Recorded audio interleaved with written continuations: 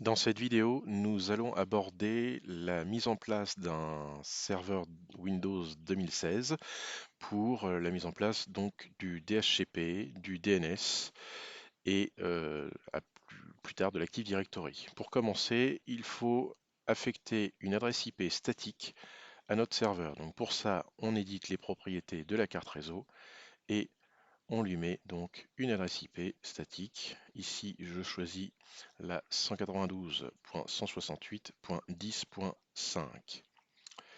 Le masque par défaut, la passerelle par défaut, ce sera la 192.168.10.254, l'adresse de mon monowall.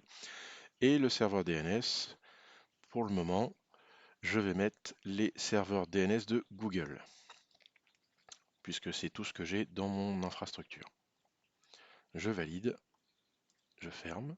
Je vais également devoir, pour que les choses se déroulent dans de bonnes conditions, changer le nom de mon ordinateur, car pour le moment, c'est le nom qui suit l'installation du serveur et qui est pas très facile à écrire, à se rappeler surtout. Donc ici, je vais modifier le nom de mon serveur.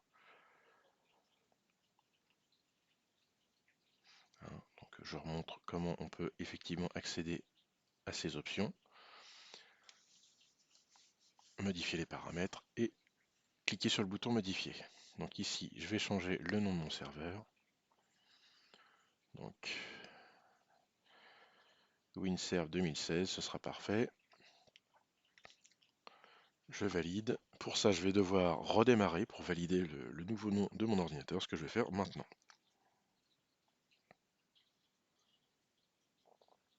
Voilà, mon serveur a redémarré. Je rouvre une session.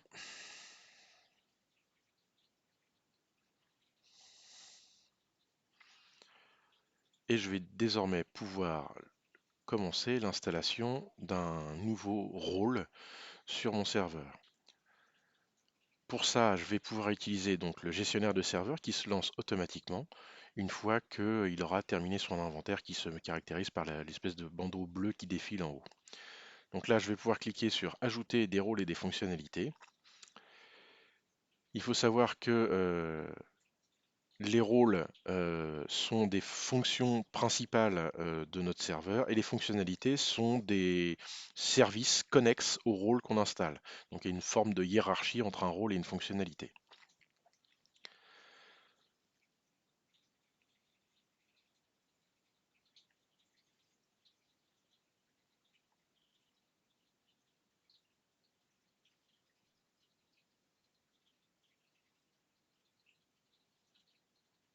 Ici, je vais choisir l'installation basée sur un rôle ou une fonctionnalité et non pas une installation des services de bureau à distance.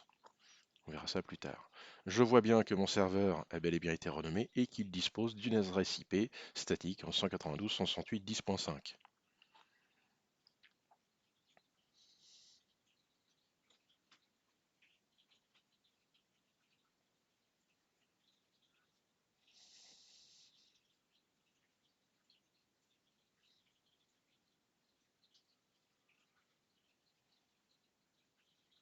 Suivant. Ici apparaît la liste des rôles que j'ai de disponibles pour l'installation sur mon serveur.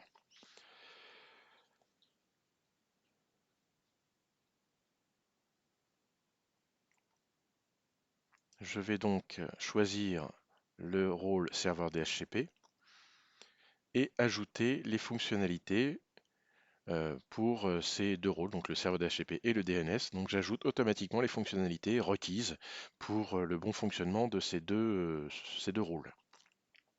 C'est assez important, sinon on ne pourra pas administrer les rôles qu'on vient d'installer. Suivant, si je le souhaite, je pourrais rajouter des fonctionnalités, mais ce n'est pas le cas pour le moment. Là, il me rappelle bien que je dois avoir une adresse IP statique de configurer sur l'ordinateur et que tous mes réseaux sur lesquels je vais travailler ont bien été planifiés. C'est-à-dire que j'ai une bonne vue d'ensemble de la topologie réseau sur laquelle va s'implémenter mon serveur DHCP. Ça, c'est assez important parce que sinon, ça ne sert pas à grand-chose de se lancer immédiatement dans l'installation du serveur.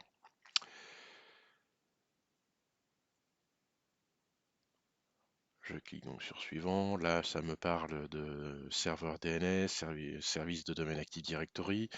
Effectivement, hein, le DNS, c'est un composant indispensable à l'Active Directory. On en reparlera très prochainement dans une vidéo future. Un résumé des services enfin des rôles que je souhaite installer et je clique sur installer. L'installation prend quelques secondes, quelques minutes. Voilà, mon installation est terminée. Je vois que j'ai également ici une espèce de lien qui me permet de terminer la configuration DHCP, qui consiste simplement à donner une délégation de droit de gestion du service DHCP pour les administrateurs. Il me suffit simplement de cliquer sur valider. Et voilà, la configuration est terminée pour la post-installation.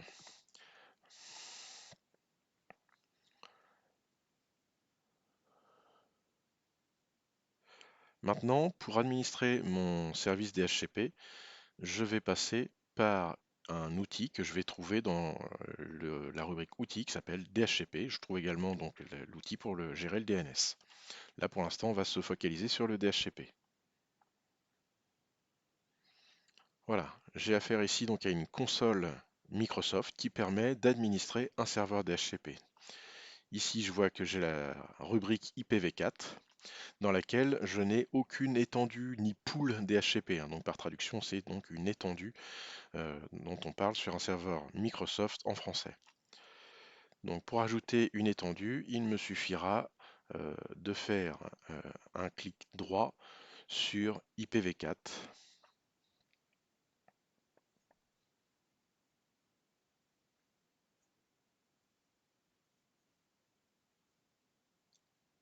Et nouvelle étendue.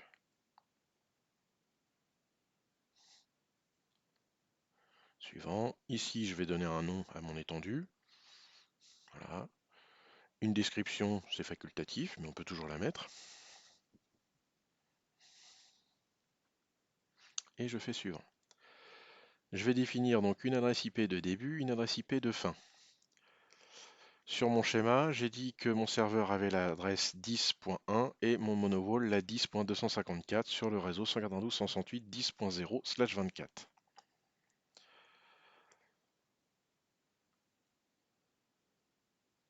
Donc ici, je vais donc définir une adresse IP de début.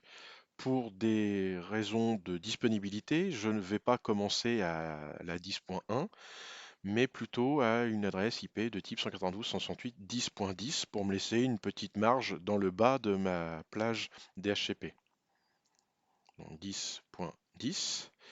Et à la fin, je vais aller jusqu'à 10.250 pour également me garder une marge de manœuvre sur la fin de ma plage qui peut servir effectivement pour stocker, pour configurer des périphériques de réseau type switch, routeur, et en début de plage plutôt pour les serveurs, hein. C'est souvent ce qui se fait en entreprise.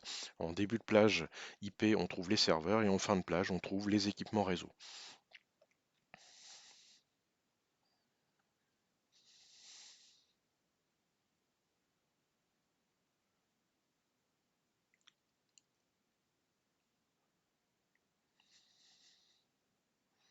En dessous, donc j'ai la longueur de masque, donc slash 22, 23, 21, peu importe, et je vois en dessous que dans la version décimale, ça se modifie automatiquement. Donc ça peut être intéressant pour ceux qui ont quelques difficultés avec ça.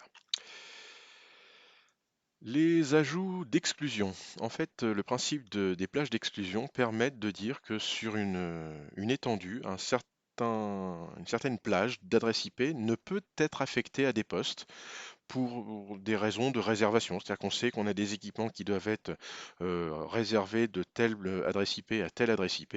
Eh bien, le serveur DHCP, si on déclare ces adresses d'exclusion, ne les prendra pas et ne les affectera pas à d'autres machines. Donc là, je choisis par exemple d'exclure la plage 10.50 jusqu'à la plage 10.60 et je n'oublie pas d'appuyer sur le bouton Ajouter. Donc les adresses IP de 50 à 60 ne seront pas affectées de manière dynamique à des postes de travail. Le bail.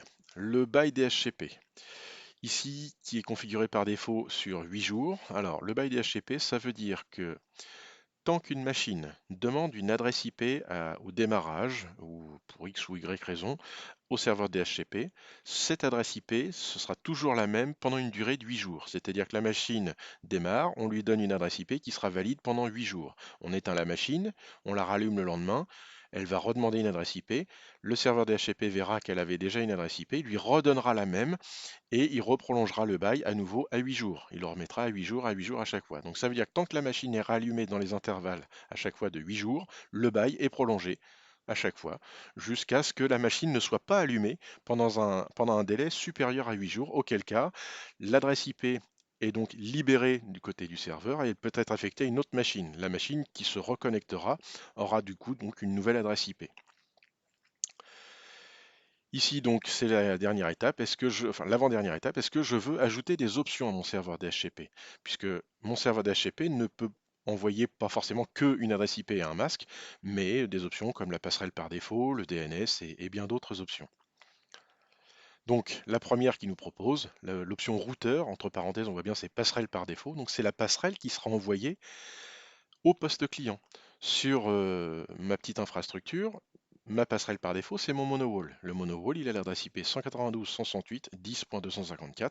Je vais donc l'ajouter ici pour que ce soit l'adresse que reçoivent mes clients lorsqu'ils récupéreront une adresse IP. Encore une fois, je n'oublie pas de cliquer sur le bouton ajouter, sinon cette option ne sera pas validée.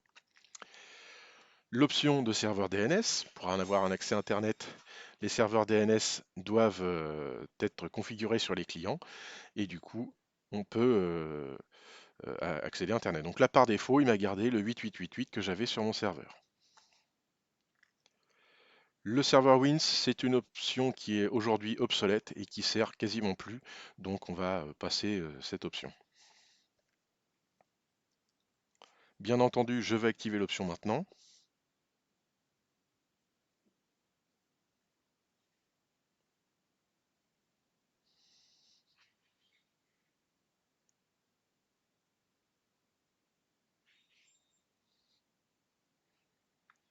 Voilà, mon serveur DHCP est opérationnel.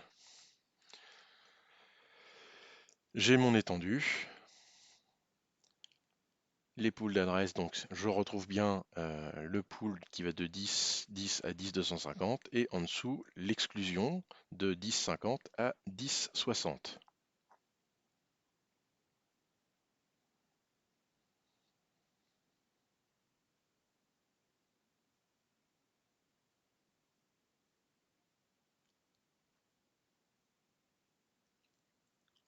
Les pots d'adresse pour l'instant c'est vide puisqu'aucun client ne s'est encore connecté à mon serveur DHCP. Les réservations, on verra ça après. Les options d'étendue, je retrouve bien mon routeur, donc l'adresse IP de la passerelle par défaut qui sera envoyée à mes clients, et le serveur DNS également qui sera envoyé à mes clients, on va savoir donc le 8888. Je vais maintenant sur mon client. Je modifie ces paramètres réseau. Alors bien sûr, pour faire ça, il faut être administrateur, ou du moins connaître le compte administrateur. Là, j'ai désactivé, réactivé, je vais désactiver pardon, ma carte réseau et je vais la réactiver pour qu'elle bénéficie des bonnes informations de connexion. Je double-clique sur ma connexion, je vais sur Détails et je vais voir ici que j'ai récupéré une adresse IP en 10.12, pourquoi pas. Je récupère bien le bon masque, la passerelle par défaut. Je vois bien que mon serveur DHCP, c'est bien mon serveur 2016 avec la bonne adresse IP. Et j'ai récupéré également les adresses IP au niveau du DNS, ce qui me permet de me connecter à Internet depuis mon poste client. Par exemple, on peut effectivement se connecter à Internet.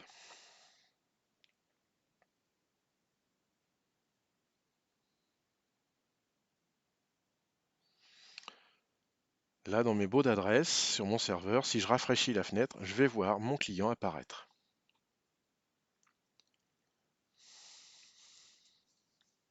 Donc avec l'adresse IP que mon client a bien récupéré sur le Windows 7. Dans certains cas de figure, il peut être intéressant de bloquer une adresse IP pour un poste de travail, tout en maintenant ce poste de travail en adressage automatique. que je veux dire par là, c'est qu'un poste peut être en automatique et toujours bénéficier de la même adresse IP qu'on aura définie au préalable. Pour ça, il faut passer par la notion de réservation. Donc la réservation, ça fonctionne grâce à l'adresse physique, autrement appelée l'adresse MAC qu'on voit ici dans les baux d'adresse. Donc ce qu'il va falloir faire, c'est un lien entre cette adresse physique et une adresse IP qu'on va affecter à la machine en question. Donc là, je note l'adresse MAC, donc 000C299.05.934, et je vais créer du coup une réservation en lien avec cette adresse MAC.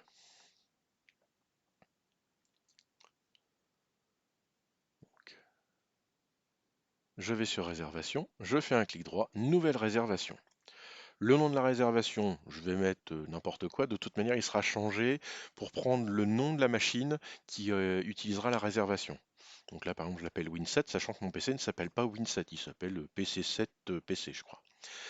L'adresse IP, je vais choisir 25 par exemple, donc bien différent de l'adresse qu'a actuellement mon client Windows 7.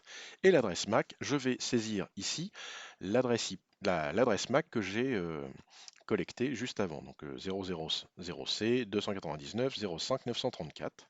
Je peux mettre une description, c'est pas obligatoire. Et type pris en charge, je vais prendre DHCP, sachant que le bout de P, c'est l'ancêtre du DHCP. Ici, je fais ajouter et je peux fermer. Je vais maintenant retourner sur mon 7.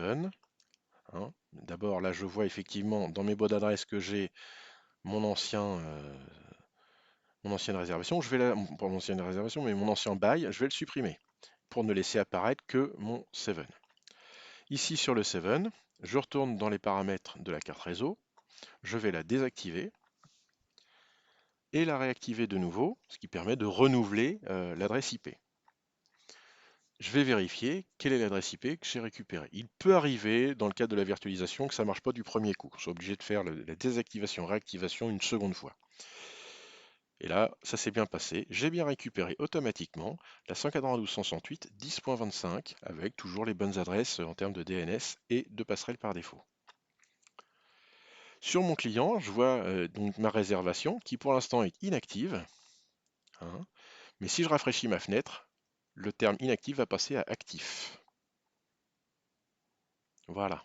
Ça veut dire que la réservation a bel et bien été utilisée par la machine qui a l'adresse MAC que j'ai spécifiée au préalable.